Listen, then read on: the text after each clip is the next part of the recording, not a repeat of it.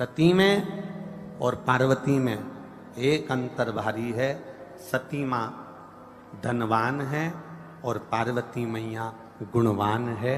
इसलिए पूरी दुनिया में जितने भी व्रत हैं, पूरी भारत की भूमि पर जितने व्रत होते हैं, कोई व्रत लक्ष्मी जी का नहीं है।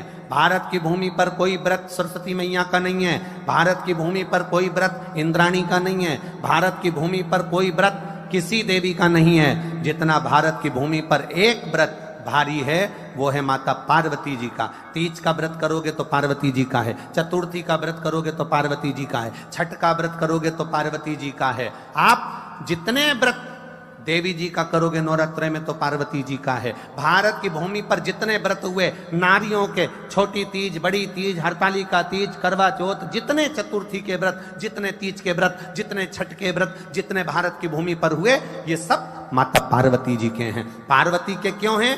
क्योंकि धनवान और गुणवान में अंतर है। माँ पार्वती गुणवान है, इसलिए माताएं उनके व्रत कर कर अपने अंदर भी वो गुण उत्पन्न करना चाहती हैं कि हम भी ऐसा तप करें, हम भी ऐसी साधना करें। हे माता पार्वती, जैसे आपका अखंड सौभाग्य है, हे माँ जगत जननी, हमारा भी मांग में अखंड सौभाग्य रहे। जैसे आपके चूड़े अमर हैं, हे माँ हमारे हाथ में भी चूड़े अमर हो। हे माँ जैसे आपके भाल की बिंदी अमर है, माँ मेरे भाल की बिंदी भी अमर हो। हे माँ जैसे आपके नैनों का सुरमा, बालों का गजरा अमर है, हे माता पार्वती हमारे भी नैनों का सुरमा और बालों का गजरा अमर कर देना। बस इतनी सी कृपा नारी माता पार्वती से मांगा करती है, माँ पार्वती से चाहती है। सूचक वस्तुओं का जो दान करता है वो जीवन में कभी विधवा नहीं होता। महाराज वो 8 वस्तुएं बताई हैं। पहला कुमकुम, दूसरा पुष्प, चाहे लाल हो, चाहे सफेद हो, चाहे पीला हो, पुष्प कोई भी हो। तीसरे नंबर पर है चंदन, चौथे नंबर पर है तांबुल,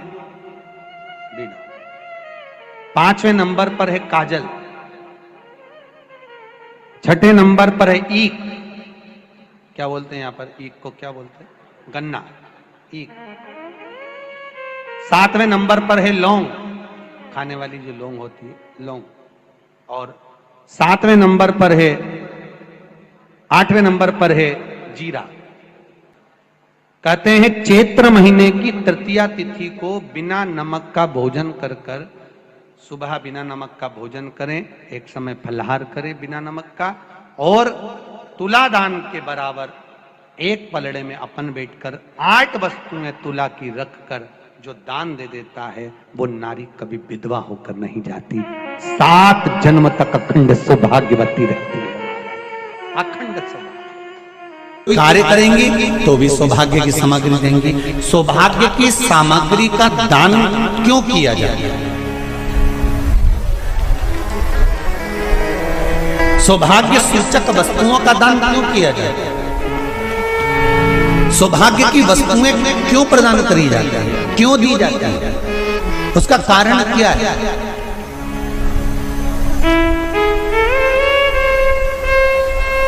क्यों देते हैं?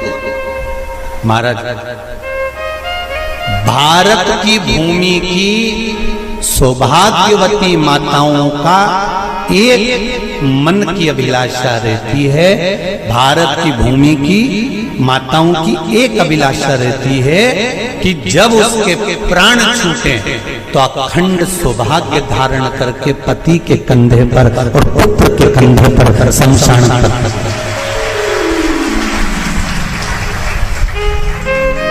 ये भारत की भूमि की माताओं की सोच है, उनके मन का संकल्प, उनके मन का भाव।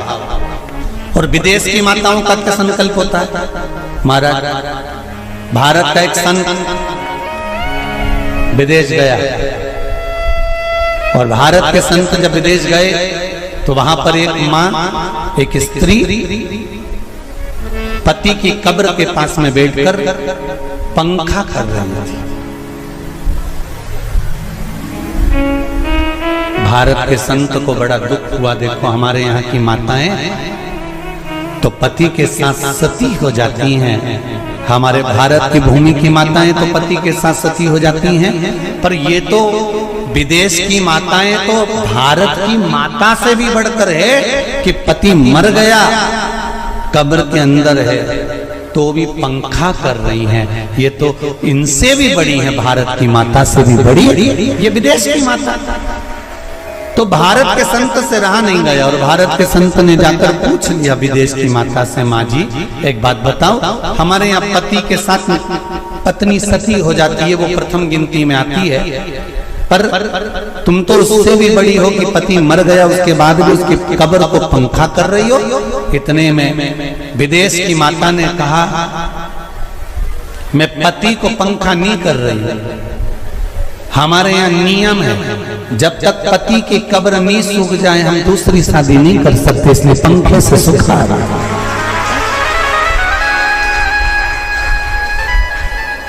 इसलिए पंखे से सुखा रही है।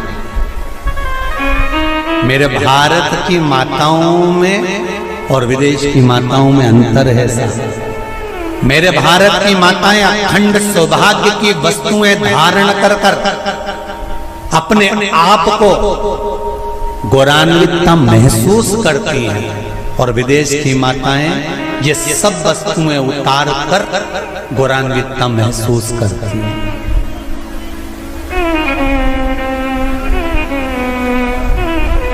क्यों देते हैं चूड़ी का दान, क्यों देते हैं बिंदी का दान, क्यों देते हैं अखंड सौभाग्य का दान?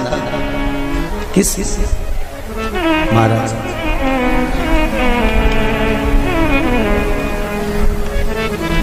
मेरे हाथों में भर भर के चूड़ी रहे,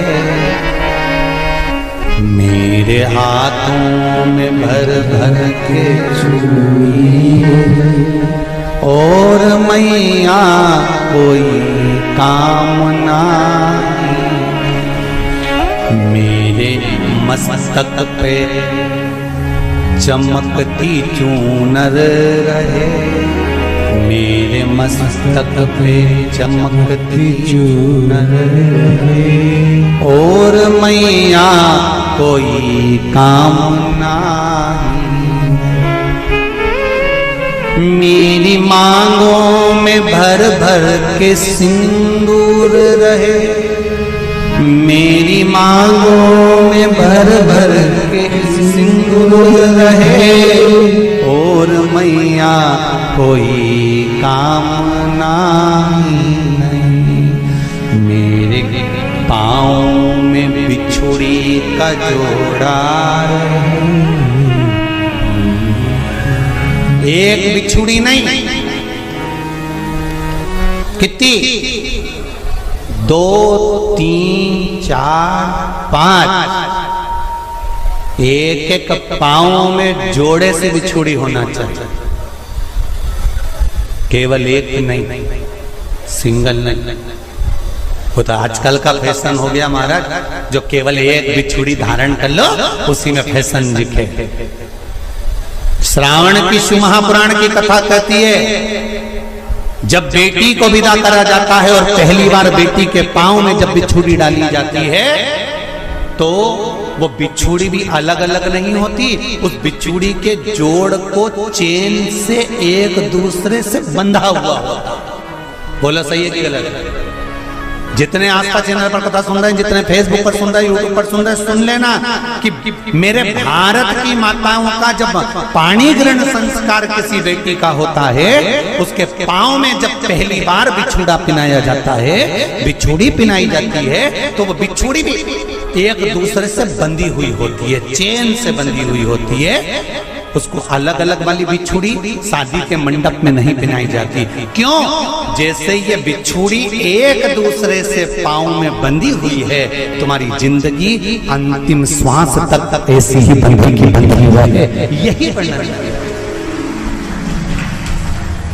वो तो अब माताओं ने थोड़ा सा फैशन चेंज कर दिया, अब पांव में ज्यादा बिछुड़ी नहीं पहनती, गड़ती है, चुभती है, एक बिछुड़ी धारण है। महाराज पर नहीं, बिछुड़ी भी 2 हो, जोड़े से हमारी माताएं, भारत की भूमि की जो माताएं हैं, ये चूड़ी भी हाथ में पहनती है तो जोड़े से पहनती है। बोलो जैसा सही है कि गलत है? एक अकेली चूड़ी माताएं हाथ में धारण नहीं करती हैं। अगर भारत की भूमि की संस्कारित माताएं हैं और भारत की भूमि की सभ्यता और संस्कृति को जानती है तो अकेली चूड़ी नहीं, जोड़े की चूड़ी पहनेगी। 2 चूड़ा डालेगी, 4 डालेगी, 12 डालेगी, पर सिंगल नहीं, अकेले। और सरल भाषा में समझ लो, हमारे यहां ठेले पर लेने जाओ तो जो केले अपन खाते हैं वो भी सिंगल नहीं देते, उसको भी जोड़े से दिया जाता है। 2 दूं की, 12 दूं की, आधी दर्जन दूं की 1 दर्जन। अब अंदाजा लगाइए। हमारे यहां देने का भी एक भाव है।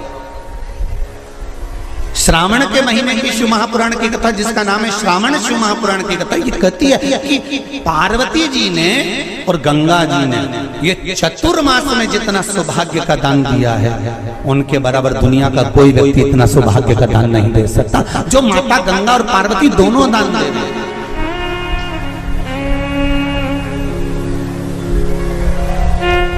प्रतिदिन दे रहे।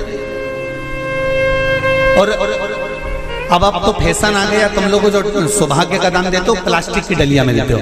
पर एक एक पुराण को उठा कर देख लेना, एक एक उद्यापन को उठा कर देख लेना। जितनी तुम कथा तुम्हारे घर में छोटी छोटी कथाओं की पोथियां पड़ी हो, उनको उठा कर देख लेना। उसमें नहीं लिखा कि प्लास्टिक की डलिया में सौभाग्य की वस्तु का दान दिया जाता है। उसमें लिखा है बांस की पिटारी में, बांस की डलिया में सौभाग्य की वस्तुओं का दान दिया गया।